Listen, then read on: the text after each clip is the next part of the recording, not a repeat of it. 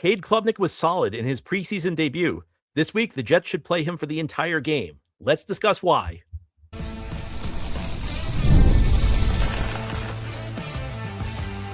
You are Locked On Jets, your daily New York Jets podcast. Part of the Locked On Podcast Network, your team every day. I'm John B. from GanggreenNation.com, and today's episode is brought to you by FanDuel. Join all the action at FanDuel.com to play daily dingers and make your free pick on who's hitting a homer this MLB season. On today's show, we are looking ahead to preseason week 2, the Jets playing the Pittsburgh Steelers in Pittsburgh on Friday night. We're going to talk about why the coaching staff needs to have a good plan. Everything this staff does needs to have a reason for it, and that includes giving Omar Cooper a long look and playing Cade Klubnik the entire game. That's where we will begin. Cade Klubnik is probably the most discussed player on the Jets roster at this point, and after his first preseason game, Jets fans are excited, and it's easy to understand why. I thought he played a very solid game. I did a film breakdown earlier this week that I posted to GanggreenNation.com, and it wasn't that Klubnik was perfect in his 7 passing attempts. There were a few mistakes, but there was more good than bad. And the things that I thought were errors were mostly about inexperience and, fourth round pick playing his first career preseason game. That's not a guy who's really going to have a lot of experience. So the things that go wrong because of inexperience, kind of understandable. Well, now we're in preseason week 2. And I think that the Jets should look at playing Klubnik the entire game this week. I say that for a couple of reasons. Number one, Aaron Glenn's kind of hinted that the starters are going to play again this week, but we know Geno Smith's still dealing with that minor ankle injury. I don't think the Jets are going to put Geno on the field this week. I'd look ahead to next week. Maybe if Geno plays in the exhibition season, it'll be that final game against the Giants. And the third preseason game in the past was traditionally the dress rehearsal where the starters played into the second half. I don't think that's going to happen this year, but I think the Jets will be cautious with injuries, as well they should. If Geno's ready to go, if that ankle heals quickly and he can play on Friday night, then I could see the rationale behind putting Geno in there. But I think the Jets are going to take it easy. I don't think they're going to rush Geno out there until he's 100% because opening day is still not for another couple weeks. And while I think it would be helpful to get some preseason game reps in there for Geno, I don't think it's the end of the world if he misses this game. So that leaves us with 3 other quarterback options. You got Cade Klubnik, you got Bailey Zappe, and you got Brady Cook. And I ask myself, what are you gaining by putting Bailey Zappe out there, other than watching some interceptions, as we saw last week? What are you gaining by putting Brady Cook out there? Now, Cook actually did a couple of good things in that game. He performed a lot better than he did at the end of the regular season last year, and even better than he performed last year in the preseason. I remember being really surprised that the Jets decided to keep him as the number 3 quarterback last year over Adrian Martinez because there weren't many instances of Cook moving the ball. I don't know that Cook can necessarily perform well in a regular season game based on what I saw in the first exhibition game against Tampa Bay, but I will say this, he did look a little bit better than he did at the end of last season, so that's something. But at the end of the day, I think we know Brady Cook, not a guy with a tremendous amount of upside. You saw what happened last year when he actually played in real games against first-team defenses. It wasn't just that he was bad. It's that he left you wondering, is there any promise here? And probably concluding that the answer to that was no. And here's how I view the preseason. Every year, coaches in the NFL get 180 minutes of games that don't mean anything. Those are the 3 exhibition games. You have game scenarios, guys playing at game speed, but the results don't really matter because, you lose the preseason game. No one's really going to remember it. Do you remember the Jets preseason record through the years? I mean, there's some years where it's kind of memorable for reasons that have nothing to do with the preseason. Back in 2002, I remember the Jets just rolled through the opposition in the preseason. And the reason it was so memorable wasn't the Jets' performance in the preseason. It was that we got to the regular season, and it was the complete opposite. The starting quarterback, Vinny Testaverde, who looked great in the exhibition season, was benched a couple games into that year for Chad Pennington. So showed you how much the preseason really matters. The results of the preseason really matter. But these are opportunities to get guys game reps. So I think one of the overarching themes to this episode is the Jets need to be very considerate about who they're giving those reps to. Bailey Zappe, at best, he's probably going to be your number 3 quarterback at this point, at best, because I think the number 2 quarterback is either going to be Cade Klubnik or it's going to be somebody who's not on the roster. Zappe essentially played himself out of serious condition for the number 2 job last week. Brady Cook, again, we saw him at the end of last season. I don't want to get on Brady Cook. He was thrown into a really tough situation on a team that was in many ways broken at the end of 2025. I think there's something very admirable about a UDFA working his way onto an NFL roster, even if it's a bad team, and earning 5 starts at the end of the season, even if they don't go well. I salute Brady Cook for that, but I think we know he's not really in the mix to be the number 2 quarterback. And beyond that, what's the future these guys have with this team? Zappe, would you be surprised if he was not on the team in 2027? I bet you'd be surprised if he was on the team in 2027. And Brady Cook, again, are we working towards something here with Cook? I really don't think so. So Klubnik's like your long-term guy. He's not necessarily the Jets' long-term quarterback, but he's a guy who's going to be here for a couple of years. Even if the Jets draft a quarterback in the first round in 2027, Klubnik's going to be here for quarterback depth, and you're trying to develop him. Now, I can understand why you may be a little bit nervous about putting Klubnik out there. Your first thought is probably, well, John, you just said he's our backup quarterback. And hey, you're right about that. And that's kind of a risk, especially when your starter's out. Do you want to risk with your starter less than 100% putting your backup out there and maybe him getting hurt? Well, number one, we know Geno Smith's injury is kind of minor. So Geno's probably going to be ready for week 1 against Tennessee. So I don't think that there's really much of a chance of Klubnik starting that game unless Geno suffers a separate injury. So where things stand right now, I don't think we're in any greater danger than we would be if Geno Smith was healthy. Beyond that, I think that there's a concern of potentially Klubnik getting hurt because he's playing behind a backup offensive line. And I understand that, but here's how I view it. I ask myself, is Cade Klubnik's job on the Jets this year to win games? And, if he gets into the lineup, of course, on some level, the answer is going to be yes. But I think his main job is developing. And yeah, you're going to put him out there if you play him the whole game again with a backup offensive line and then a third string offensive line. And that may not be ideal for a young quarterback. I will acknowledge that. And I think you're making a valid point if that's your theory behind this. But he'll also be going up against backup third string defensive linemen. And ultimately, the goal of these games, again, it's a chance to get your guys game reps in a low pressure environment. And taking it a step further, Klubnik's a 4th round pick. It wasn't a 1st round pick, not a 2nd round pick, not a 3rd round pick, 4th round pick, top of day 3. He'll be going up against guys who are late round picks, guys who are UDFAs, guys who are barely trying to hang on to the practice squad. And we're getting some indications that maybe Mike McCarthy, the Pittsburgh coach, isn't going to play a lot of his starters. We already know that the top 2 quarterbacks probably not going to be playing for Pittsburgh. So how will that go through the rest of the roster? We can guess. But when Klubnik's going up against guys drafted lower than him, that means he's a better prospect than them. So the opportunity for success is high. And I think there are 2 elements to this. One, you just want to get him comfortable with running an NFL offense, making NFL reads, doing stuff more complex than what he did in college. But also, if you can put him in position to have success, that's a good thing. Because I think as Jets fans, one thing we kind of know is confidence really matters in a quarterback. When it went south for Zach Wilson, when it went south for Sam Darnold, when it went south for Geno Smith the first time, when it went south for Mark Sanchez, there were lots of factors. But one thing that made it difficult for them to come back was you could tell that the failure, the criticism, the spotlight, it really impacted their confidence. And all of these guys have spoken about that in the years that have followed. And here you have a situation where it's kind of tailor-made for a quarterback to have success. If Klubnik goes out there and lights up Pittsburgh's 4th string defense, does that mean he's ready to play in an NFL game week 1? I don't know. But if you put him in a position where he's likely to succeed, will that build his confidence? I think it will. I think it's great to put a young quarterback in a position where there are good results likely to happen. That's what I would be focused on for the Jets in the exhibition season. If I ever had a young quarterback, I'd give him lots of reps against guys where it's not really a fair fight, guys who were drafted lower than him, guys who are lower level prospects.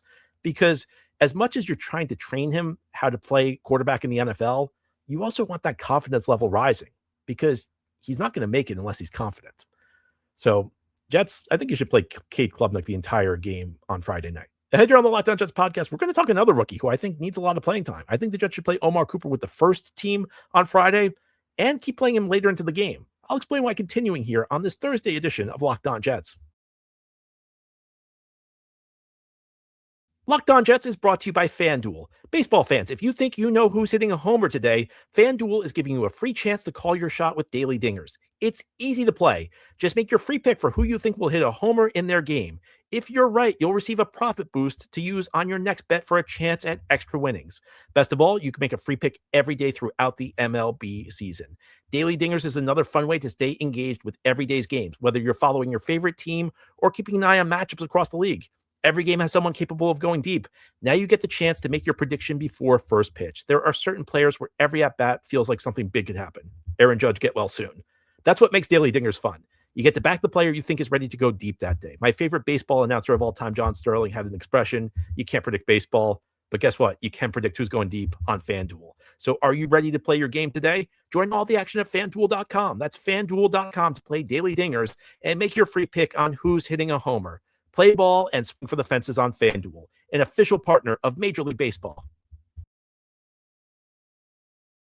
Thank you so much for making Locked On Jets your first listen or first watch every day, and for making Locked On the #1 sports podcast network. A big shout out to you everydayers. If you're new to the show, this is a daily podcast covering the New York Jets with new episodes each day through the week, Monday through Friday. Our focus today is on tomorrow night's preseason Week 2 game between the New York Jets and the Pittsburgh Steelers. This game is in Pittsburgh. The Jets coming off a loss in their opening preseason game to the Tampa Bay Buccaneers, but I don't think we really care about wins and losses in preseason. It's about how individual players look. One of the most notable players for the Jets last week was wide receiver Omar Cooper. And I think one of the reasons he was notable was when he entered the game. The Jets gave their first team offense one series. They drove down the field and were able to kick a field goal. If the turf was better, Breece Hall would have scored a touchdown. MetLife Turf already midseason form. If you were hoping that the World Cup would drive the Jets and Giants to put a grass field into that stadium, I guess you're going to be disappointed because MetLife Turf, as bad as ever. I don't get it, folks. I'm sure you don't get it. Can these teams get the turf right? Anyway, let's get back on track. Cooper did not play in that first series. He went in the second series and played with the backups. He was playing pretty deep into this game. In fact, there was one statistic that came out that Cooper was playing deeper into this game than any first-round pick at wide receiver since Treylon Burks back in 2022. He was a draft pick of the Tennessee Titans, and as you may remember, Burks did not really pan out for Tennessee. Now, I don't think you could look at that stat and say Cooper's going to have the same career path. One of the things about Cooper playing with the second team is you have to find the right balance. I don't think you can completely dismiss it because Isaiah Williams was out there with the ones. That must mean something because everybody else out there is a projected starter. So that must mean right now Williams is ahead of Cooper on the depth chart. At the same time, we're one game into his career, one preseason game into Cooper's career. Anybody who's writing him off, I think you're being a little premature. This guy has plenty of time to develop, plenty of time to turn into a good player for this football team. But in this game, I'd like to see him get some work with the ones. I think part of preseason is getting your starters ready for the game, getting them proper game reps, but it's also putting guys in situations and seeing how they respond. Okay, last week Cooper wasn't with the starters. Maybe he's ahead of Williams. Maybe he's behind Williams right now, but he may be called up to the first team sooner rather than later. I think the hope is that Omar Cooper becomes a starting receiver for this team early in the season, at least, because if you look at the way this offense is going to function, unless Cooper steps up and unless Cooper is a viable supporting option behind Garrett Wilson, this Jets offense may be in for a struggle. And I don't know whether Pittsburgh's going to play the starters at this point. Again, Mike McCarthy has revealed that the Steelers are probably not playing either their starting quarterback, Aaron Rodgers, or their backup quarterback, Mason Rudolph. So will that go through the rest of the team? It's very possible. So, he may not get work against starters, but I'd like to see Cooper get out there with the ones, get him a chance to work with everybody else in the starting lineup and see how he responds. But I also don't mind Cooper playing later into the game. That stat about how he was playing later in the preseason game than any first-round pick since Treylon Burks. Well, that doesn't necessarily mean he's going to have a career arc like Treylon Burks. It just means he was playing deep into a preseason game. And I think a guy like Cooper, the Jets are looking to develop him. So again, going back to this main point here, I think across the NFL, teams waste the preseason because, again, you get 180 minutes a year, 180 minutes of actual game action, not practice. I know teams like to think that practice simulates actual game action, but it really doesn't, especially not the way teams practice today. This is not like the 90s or the 80s or the 70s where you could have a really intense set of practices. Last year, Netflix released this really good documentary on the Dallas Cowboys dynasty of the 1990s, and they focused on how intense Jimmy Johnson's training camps were. And Jimmy Johnson said, "You can't practice today the way we practiced." And that's just the case. Practices are less intense. They happen less frequently because they used to happen on two-a-days. They used to have what are known as two-a-days, where you practice in the morning, then you practice in the afternoon. It was great for fans. If you ever wanted to go to training camp, you get like a full day of watching the team practice. It wasn't so great for players. It was really intense. But within that intensity, there was a chance to develop. Of course, now practices are reduced in intensity. Teams can't really do as much as they used to. And, maybe that's not the worst thing in the world. We now know much more about player safety than we did in the past. And a lot of this goes back to the 2011 collective bargaining agreement, where the owners took a bigger slice of the cash, and in exchange, the players got a lot of concessions on how intense practices can be. So even though we're in training camp right now, it's not really that great of an opportunity to try and develop players. The preseason games are where it's at. That's the one situation now where you can simulate game action before the start of the season. And you watch teams and they just waste it. I mean, it's not just the Jets. This is not just an Aaron Glenn thing. I'm critical of Aaron Glenn for this because I want to see the Jets be trendsetters. I want to see the Jets be ahead of the curve. I want to see the Jets be ahead of the rest of the league. But if you watched any of the preseason games last week, these snaps were wasted on guys who just are not going to play any role for these teams in their future. And I think that instead of having some set mindset, okay, our first team has to go in and play until this point, 10 minutes in the second quarter. Then our second team goes in. Then at halftime, we put in the third team. Then in the fourth quarter, we put in the fourth team, or however teams divide these snaps. Every team's a little bit different. But instead of having that mindset, let's actually think about how we're using players. And a guy like Omar Cooper, again, they're trying to develop him. And they need him to be a player sooner rather than later. The fate of the 2026 Jets, I'm not going to say it rides entirely on Omar Cooper because that's not true. But there is a lot riding on Omar Cooper being a productive player in year one. I'm not saying Omar Cooper's got to be a star. I'm not saying Omar Cooper's going to peak in year one. Hopefully he'll keep getting better. Hopefully he'll be better in year two than year one, and in year three than year two. But the Jets have a lot riding on Cooper being a quality starter for this team this year. And if he's not there yet, if he's behind Isaiah Williams, well, give him as many reps as he needs in this game. Give him as many reps as possible because you only get better by playing. Once you get to the regular season, you got to play your best 11. It becomes really tough to try and develop players. Team like the Jets, maybe it's a little bit easier because the expectations aren't as high. As we've been saying, I mean, I don't know that this successful season relies on the Jets having a winning record or making the playoffs this year. And that's different from a lot of other teams in this league. But you still have to try and win games. And that means putting your best players on the field. In the exhibition games, you don't necessarily have to do that. You can test guys out. You can put guys in situations, and you can give them reps that simulate game reps. And that's what the Jets can do with Omar Cooper. Get him out there, get him running routes, get him understanding the concepts in your passing game. Play him deep into this game. Does it really matter if some practice squad receiver doesn't see the field? I remember, sometimes you watch a sports all-star game and the coaches are obsessed with making sure everybody gets playing time. And that's almost the feeling I get watching NFL exhibition games. It's the coaches are worried making sure everyone gets a snap instead of actually focusing on the things that matter.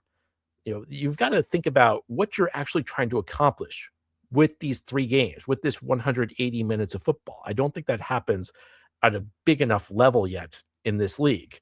And I look at Omar Cooper, I think above anybody else on the Jets roster. And, I really thought this through. I wanted to think about who are the guys who really, really need to see the field.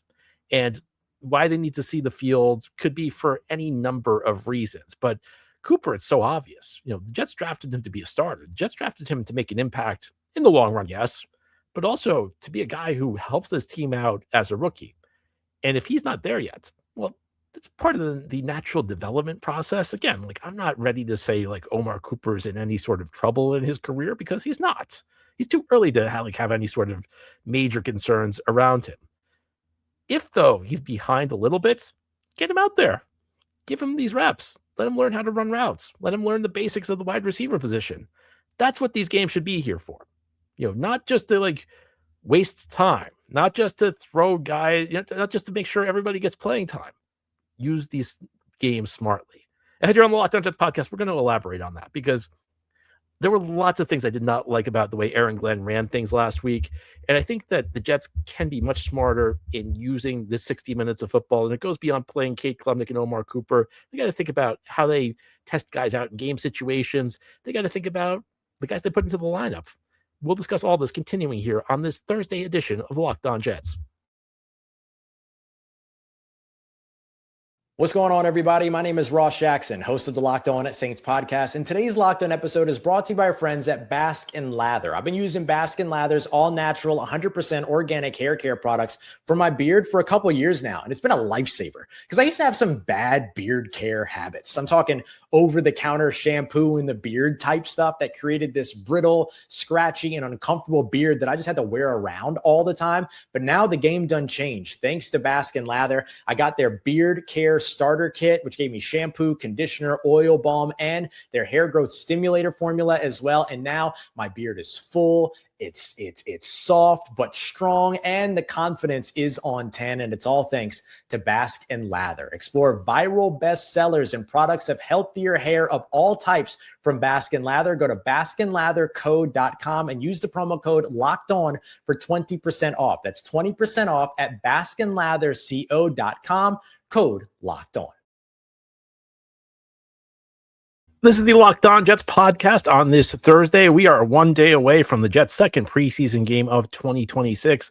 They head to Pittsburgh for a game against the Pittsburgh Steelers tomorrow night, 7 p.m. Eastern time. On today's show, we're looking forward to that game, talking about some playing time decisions that Aaron Glenn should make. I really did not like a lot of the ways Aaron Glenn managed the first preseason game. And let me be clear. I have far bigger issues with Aaron Glenn than anything that happened in the first preseason game. I know how silly it may sound to hear me complaining about how a coach handles an exhibition game because we know the results don't matter. But I go back to what I've been talking about this whole episode. I want to see the Jets use every resource at their disposal. And look, I know exhibition games tend to not be terribly exciting, especially when you get to like the third, fourth quarter. But these are game reps that every NFL team gets.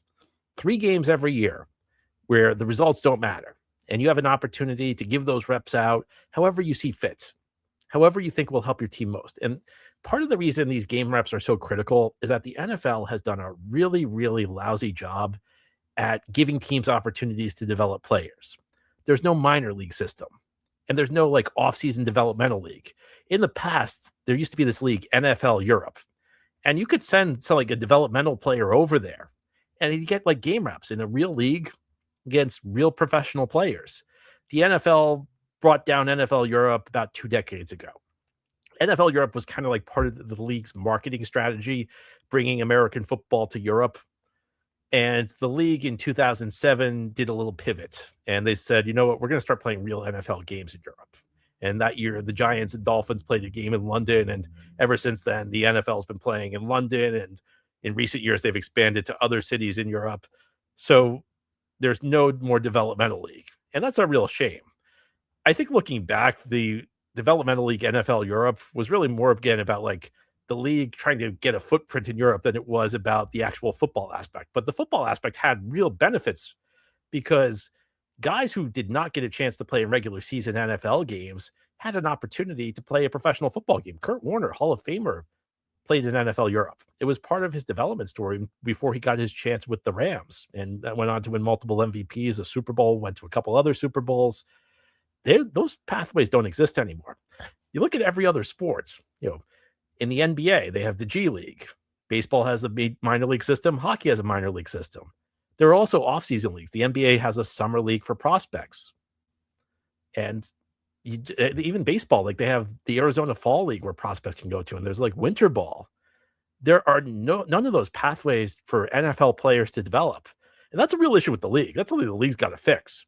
But until they do, teams have to take full advantage of these exhibition games because these are limited opportunities to get guys game reps. And, one of the things I really disliked last week was the way Aaron Glenn handled things at the end of the first half. And I guess I'm in mid-season form complaining about Aaron Glenn's game management, but it's not so much that it cost the Jets anything in terms of like the opportunity to win or lose a game. But you think about getting ready for the season.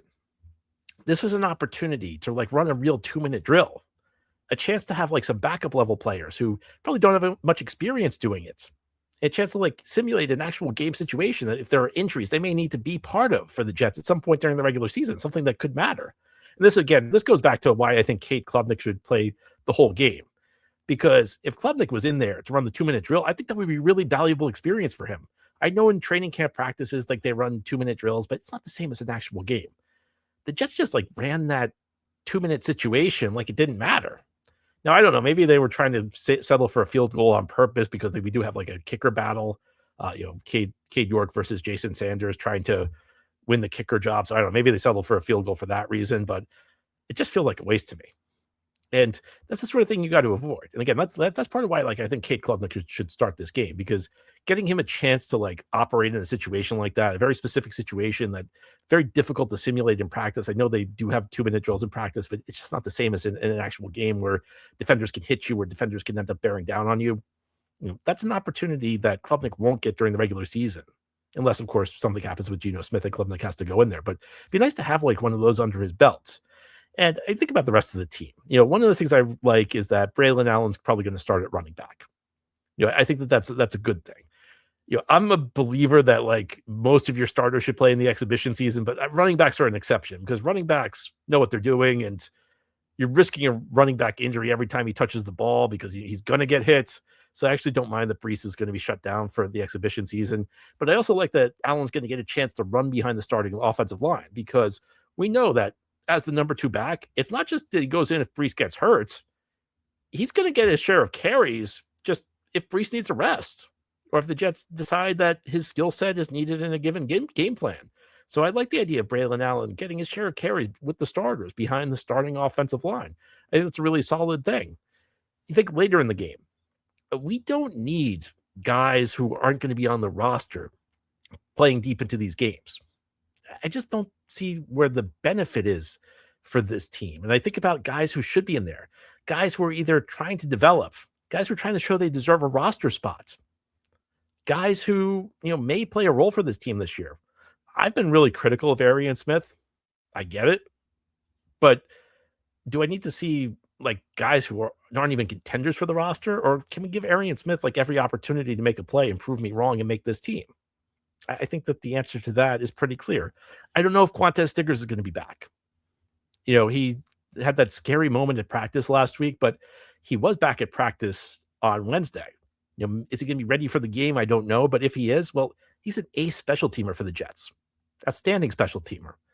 Hasn't shown much at corner yet, but these games could be maybe it's more next week than this week. I'm hoping he's back for this one because he was back at practice, but he still was maybe not ready for contact yet. But get him out there. See if he can develop as a corner. I think his special teams play has given him an opportunity to potentially develop as a corner. It's kept him on the roster and given him practice reps to potentially develop. So use these snaps to get him out there. This is not the biggest test Aaron Glenn's got. And I know it's probably going to annoy some people that I'm potentially criticizing Aaron Glenn for his approach to preseason. I mean, at some level it's kind of funny. Like we're at a point where like, we have so much analysis that we're criticizing Aaron Glenn's preseason approach. But you know what? Glenn's performance last year was really bad. And, this year we're getting the typical preseason stuff. Oh, everything's different in year 2. Glenn's so much better. I mean, we even had the standard article that came out yesterday about how Glenn, is reflected on what went wrong and is so different this year. That's what happens with every coach who doesn't have a good year 1. There's always this article about how he's learned so much and now everything's going to be different this year.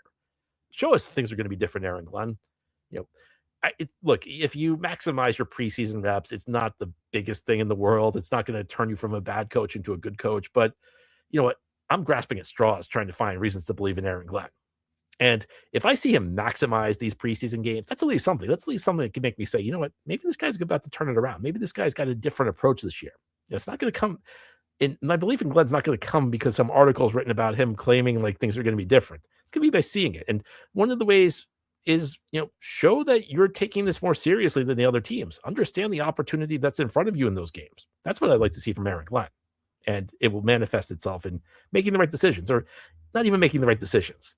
Just having a reason behind everything you do in the preseason, because there are lots of different valid ways to use these snaps. It could be getting your starters ready, getting your key backups work with the starters, developing players who have a viable future with the team. But I just want there to be a reason behind everything Aaron Glenn does. And I'm not saying that it's going to be the thing that decides whether I think Aaron Glenn should stay or go at the end of the year. It would just be nice to have a little bit of confidence in him going into the season. Anyway, that's all for today's episode. This has been the Locked On Jets podcast, part of the Locked On Podcast Network. Your team every day is our motto. As always, if you enjoyed the show, hit the subscribe button where you're watching or listening so that you'll never miss an episode. If you enjoy the show and are listening on a podcast source, give it a 5-star review. And if you're watching on YouTube and enjoy the show, give this episode a big thumbs up. It helps us out, helps other Jets fans find the podcast. Hope you have a great Thursday. We'll be back tomorrow to talk more Jets.